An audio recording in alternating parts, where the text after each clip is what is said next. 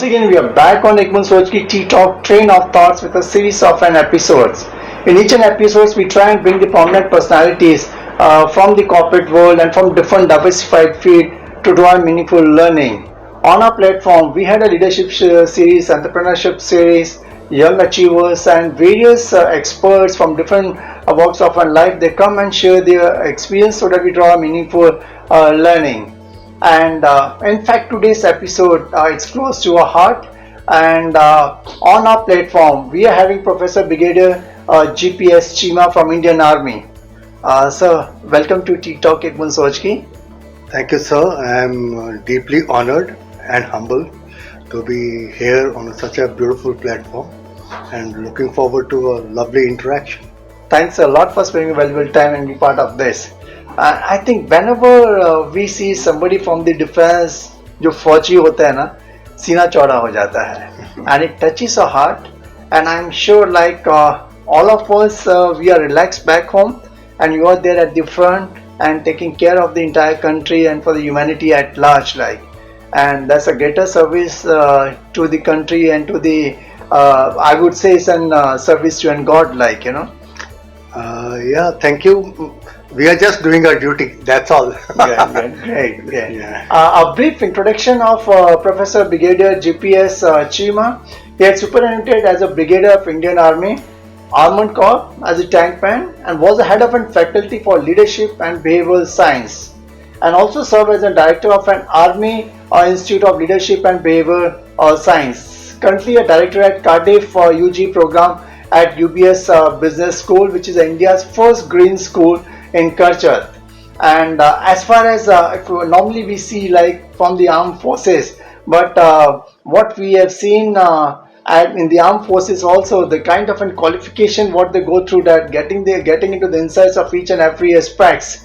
As far as Professor Brigadier GPS Chima is concerned, he did his PG program on executive and administration staff function from DSCC Wellington, and also an advanced management program from MDI Gurgaon, and the advanced program of strategic management from CME Secunderabad, MSc Defence and Standards from University of Madras, and the International Joint Operation Planning Program HMS UK.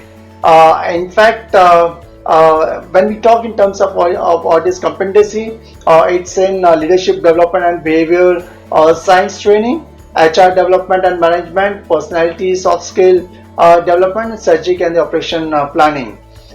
Sir, welcome again back to Tea Talk Egmont Sojki. Thank you, sir. Now, in fact, the experts who come over here, they share their experience, and I'm sure like there's a lot of learning as far as armed forces which are concerned, more discipline, and I'm sure if the civilian can follow those kind of a discipline, it will be a different world altogether, like. Absolutely. The hallmark of the armed forces is discipline. Everything starts from discipline. Like, you know, in yoga say Atha Yog Anusashanam. Without discipline there can't be any yoga. Right. So without discipline you can't be a soldier. Right. So the basic thing which starts for soldiering is discipline. And unless you have a discipline, you can't deliver what you're supposed to be delivering. Yeah. And in fact, now for the benefit of an audience, many of us we have got certain dreams, certain desire to get into certain profession. I think when I was young, somebody asked me what you would like to be, and it came from my heart. I would like to get into Indian Army, like. Yeah. So, but we were directionless at that point of time. Absolutely. Kind of an exposure to what you had, like. So I'm fortunate to have you on our Tea Talk platform show.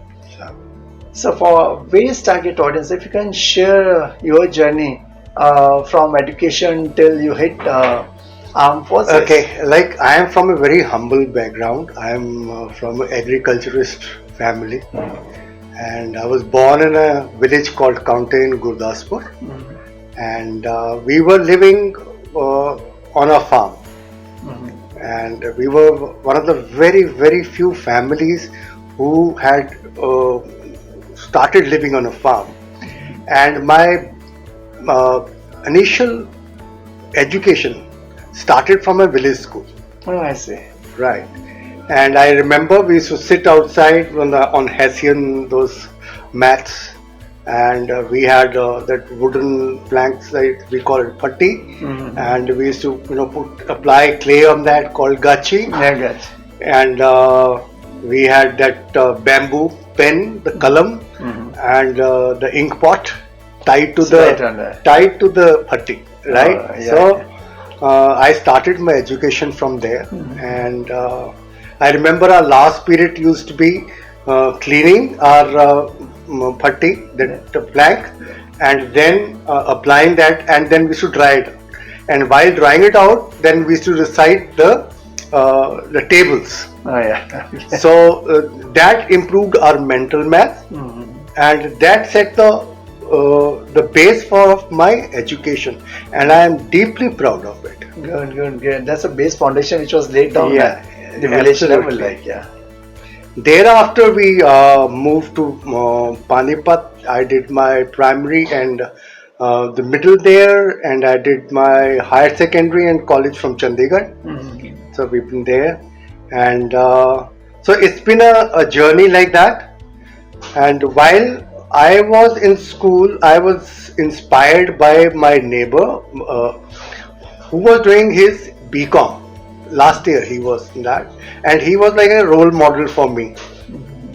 And I said I want to do BCom, and I wasn't a very bright student. More so, I wasn't that good with numbers.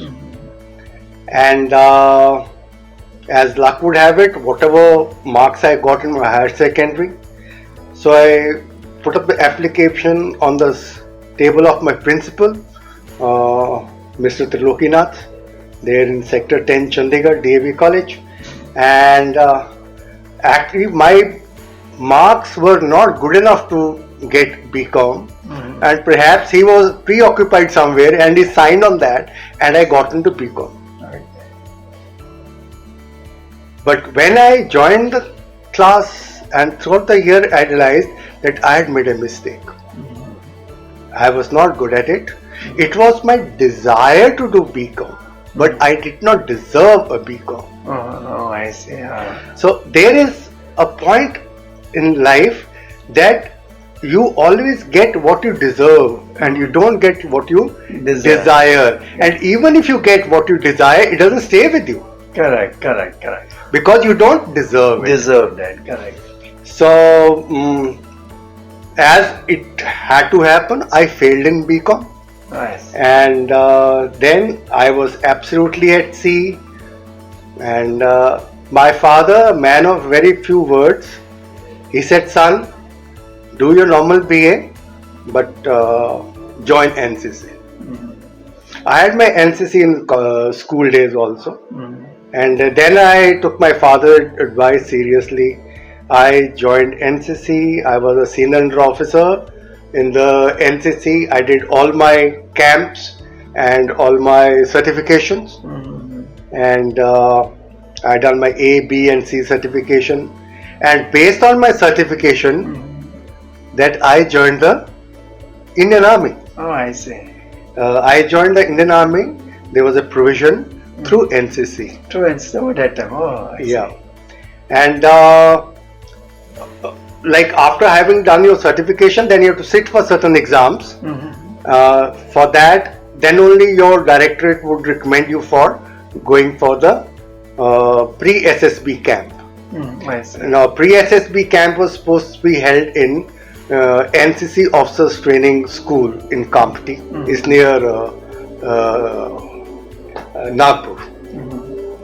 And I got selected for that. We got qualified for that.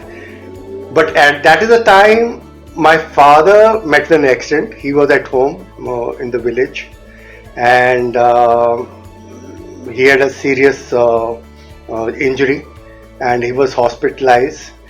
And I didn't want to leave him because that's the time my brother was doing his training in the army. And I said, I am not going to go there to Kamptee. He said, nothing doing. You have to go. You have to go because that is your mission. And I knew that my father wasn't in a very good condition, but I went there to Kamptee and we did a pre-SSB camp. there successfully. And thereafter, within a month's time, I got a call from the army. Mm-hmm. And then I went for my service selection board to Bangalore.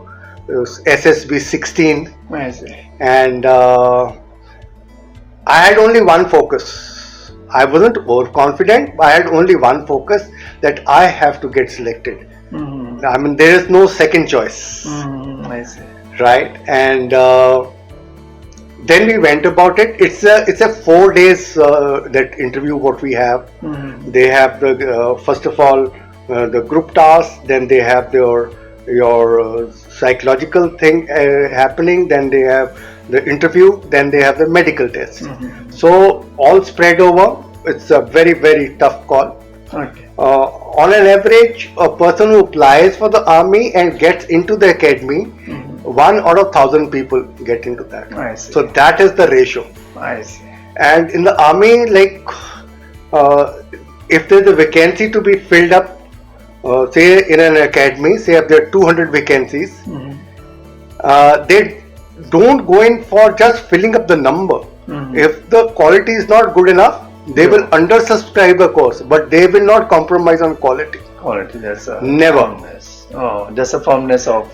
Yeah, because even if the capacity is 200, they may go in for 150 cadets. Correct. But they will not go for 151 because they have to fill up the number. So that is the kind of selection process they have. It's very, very deep. Yeah, in fact, when you were part of an NCC, I'm sure there's a foundation like where you went through A, B, and C certification, and you have attended various camps. So that was I think a time when the foundation became very strong, because there's a lot of activities you might have done in NCC. Definitely yes. You know, first of all, one enjoyed wearing that uniform. Yeah, correct. Right? Touches your And our role models were our instructors who were from the army. Mm-hmm. Oh, I see. Right? So they were like, you know, demigods for us. Mm-hmm. And they were the one who used to give us the training. And it was so enjoyable to go through those camps. Mm-hmm. I attended a number of those annual camps, and it was always a great joy doing all those activities, and they were giving you the basic army training in that.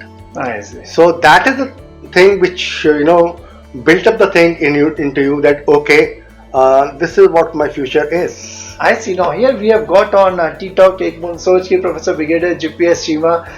In fact, we're just catching up with his story, like how he got an entry into an armed forces, and today after serving country for 40 years, we'll catch up with his journey. So very great insights to what we are getting, and it was an interesting story, like how from NCC he got into the armed forces. We'll catch up with Professor Brigadier GPS Cheema in our next episode. Till then, go to www.ttalk.net, subscribe and like the channel as much as you can. So thanks a lot for being part of this episode. Thank you very much.